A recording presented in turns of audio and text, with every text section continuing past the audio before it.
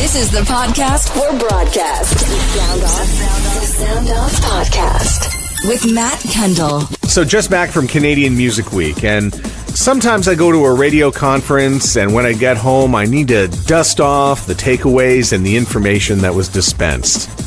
Sometimes in the days after, it becomes an exercise in sorting out the bullshit from the truth. Now, I live in Winnipeg for a good chunk of the year. It's a nice place. People always ask me why I still keep a house here.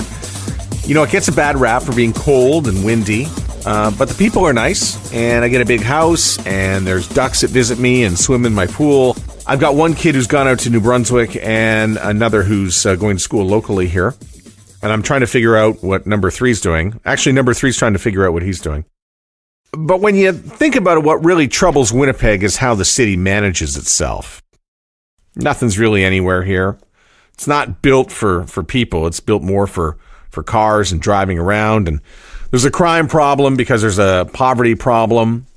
The issues in the city have festered for years because City Hall can't figure it out. Winnipeg is like your 50-year-old uncle who lives his life in the rearview mirror. He latches on to something new all the time, and that leads to an aptitude that hinders his success. In Winnipeg, something as simple as crossing the street at the iconic Portage in Maine is, well, it's actually not allowed. You have to go underground.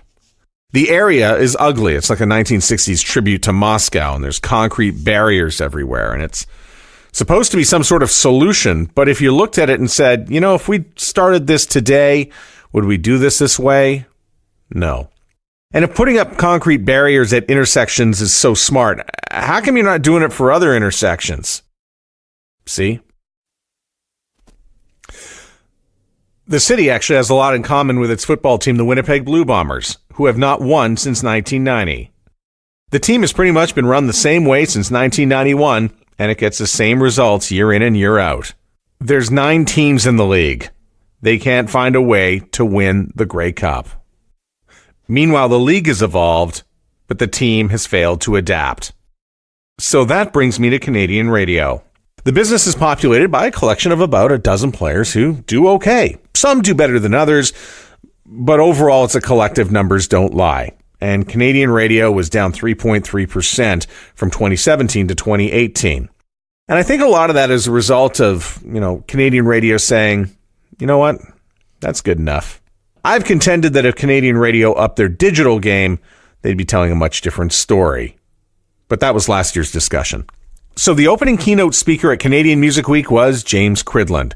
He's a radio futurologist, and we've had him on this podcast before. Now, if I go back to that podcast, I asked him about radio around the world and how it compares to North America, and he wasted no time in drawing a comparison between the New World and the rest of the planet. A lot of it, I'm afraid, is North America. And I think partially that is a historic thing. North America was one of the first industries, of course, in terms of commercial radio. If you have a look at the UK, for example, radio revenue has just grown there 15% year on year. That's faster than the internet is growing. I mean, that's a tremendous figure. Finland, radio is growing faster than it ever has done in the past. Here in Australia, radio is, I think, up by, I think 7% was the figure that I just saw for ARN, which is one of the large organizations here. So there's a lot of growth in the industry still, everywhere apart from North America. And part of that, I think, is that there are specific radio organizations in each of these countries that look after radio companies that don't care about TV, they don't care about mobile phones or anything else. The only thing that they focus on is the radio and how can we make the radio as good as we possibly can. In his keynote address at Canadian Music Week, James said it's time for Canadian radio to evolve. In 1978, the CRTC served a purpose: regulate formats, CanCon policy, establishing rules for AM/FM, things like hit-non-hit, which unbelievably still exists in 2 Canadian radio markets. Now think about this a second. If I told you there was a government body that legislates an industry to provide more than 50% of its output in unproven and unsuccessful product, you'd think of the Soviet Union, or something decreed by a dictatorship in some far-off land, or Venezuela. Seriously. More than half the songs on Virgin Radio Montreal and Hot 89.9 in Ottawa, they aren't even hits. James Cridland also mentioned that when a station changes hands, it shouldn't take 9 months for an ownership change. 9 months. That's a pregnancy. It's incredibly disingenuous. And if you think I'm exaggerating, just consider last week's guests, Nat and Drew. They have spent a combined 4 years of their careers in ownership limbo over 2 sales. And if you've ever been through a radio station sale, you know what I'm talking about. It's no fun. And at this juncture, it's needless, and no one wins in the end. Certainly not the listener. Certainly not Canadian radio. So let's change that. Here's another fun fact. I read through all the bios of CRTC commissioners on their website. You know how many times the word radio appeared in their bios? Once. One time. For a commission that represents TV, radio, phones, and cable. Now, Mr. Cridland, like myself, spends a lot of time straddling both podcast and broadcast. And if you're interested in the podcast business, this would be where he would like for me to remind you to subscribe to his podcast news and his newsletter at podnews.net. It is, by the way, very good. James is very versed in the CRTC and Canada and the rules and the paperwork and the red tape. He also alluded to our CanCon policy that needs updating. And if you follow me on Twitter or LinkedIn, I've had a few suggestions that I've made over the last few weeks. Now, this is an old one and an easy one, and I can't believe we're not even here yet, but you could say start off by offering a credit. Make it credit and a half for a radio station that plays an emerging artist. I mean, anything that discourages needless airplay is always going to be a good thing. And if you listen to the radio, there's a lot of songs that are being played just because they have to. Anything that involves discovery, by the way, that's a good thing. Radio still tops for discovery. But let's promote Canadian discovery. I find it interesting that with all the tech and all the algorithms that are out there, we could probably create a new CanCon system that does what it's supposed to do, and that's create a star system to enable artists and radio stations to succeed together. Because I think it's a shame that the new Shawn Mendes song is not considered a CanCon. And like Christian Hall from X92.9 in Calgary tweeted, if you can win a Juno for it, it should be considered CanCon.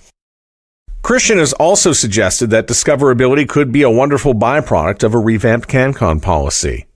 And by the way, this is not about CanCon. It's just one of many things that should be reviewed. It's actually part of a bigger issue on what Canada's relationship should actually be with media. Now, since the Trudeau government took over in 2015, we've wasted 3 years with a heritage minister who I think just got Netflix to commit $500 million to Canadian projects they were probably going to be making anyway. The government also gave the CBC a lot of money, which they actually poured into digital. The good part is that the CBC makes some of the greatest podcasts in the world, and our stories are being told around the world. The bad part for the private broadcasters is that they have fallen even further behind the digital 8-ball. The Trudeau government also put out a big, expensive newspaper bailout package. You know, it's too bad that newspapers in Canada didn't take a page from the Washington Post or the New York Times. You know, maybe get a daily podcast. On the other hand, companies like Rogers, they're approaching year 1 of The Big Story, which is a great Canadian success story. It's very good. I listen to that whenever I can. And congratulations to Corus, by the way, who just announced last week that they are launching a daily podcast called Wait, There's More. As it stands today, the perception is that Canadian newspapers seem more concerned in bailout money than evolving. Overall, Canadian radio, as mentioned, down 3.3% from 2017 to 2018. Meanwhile, U.S. radio people have joked for years at conventions that, hey, flat is the new up. But I think U.S. radio may be turning a corner. Companies like iHeart and Cumulus are emerging from bankruptcies. But now we have both Canada and the U.S. talking about changing the ownership rules so they can acquire more stations. Okay, so that's paramount to your 17-year-old throwing a wild party, trashing your house, and then as a parent you buy them a new car when he cried after you punished him. Right.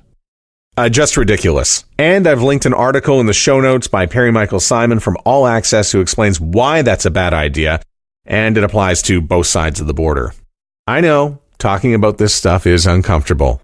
It's especially uncomfortable if your company has interests in phones and cable TV and television stations. But it may be time to take Mr. Cridland's advice and consider a lobby group for radio's interests. A group that will speak for Canadian radio. He also suggested to me that Radio Connects might be a good start. You can learn more about them, by the way, at radioconnects.ca. So I'm back in Winnipeg until Friday, where change is a scary, scary thing for the locals. I don't expect this city's going to figure out how to make Portage and Main functional, or have a downtown that doesn't look like Soviet-era Moscow and behave like 1980s Detroit. Oh, and don't get me started on Uber. There'll never be any Uber here. Just long story. For Canadian radio, no one really knows right now if the change is going to be CanCon or the Broadcast Act or the relationship we have with the CRTC itself. So change is inevitable because if you've listened to the radio recently, you know we can all be doing better. Thank you very much, by the way, for allowing me to clear my conscience in the front half of this podcast and for sticking through it. My thanks to everybody for the barroom conversations at Canadian Music Week. Billy Joe from CHFM 95.9 in Calgary, Julie James from CHFI in Toronto, Carly Myers from 102.1 The Edge, as well Carla Palmer from the CBC, Jerry Forbes, Christian Hall, JJ Johnson, and Justin Dove from Core Image Studios, that you can find them at jd2.ca. Justin, by the way, is an incredible supporter of this podcast, and if you have an opportunity to work with him, please do it. He's already collaborating with some of North America's greatest radio stations and greatest brands, and it's great to see him having success. But like I said, if you get a chance to work with him, please do it. And we know that CJ and Rachel from Promo Suite were there. We did not cross paths, unfortunately, but that'll be a beer and maybe a little bit more when we catch up at the Conclave in a few weeks. If I asked you to come on this podcast, do me a favor, use the link in the show notes to book yourself a time to record with me. We're back at it again in 1 week. Thanks for listening to the Sound Off Podcast. Find us online at soundoffpodcast.com and connect with us wherever great social media is housed. The show is imaged using the sounds from Core Image Studios. Written and hosted by Matt Kundle. A production of the Sound Off Media Company.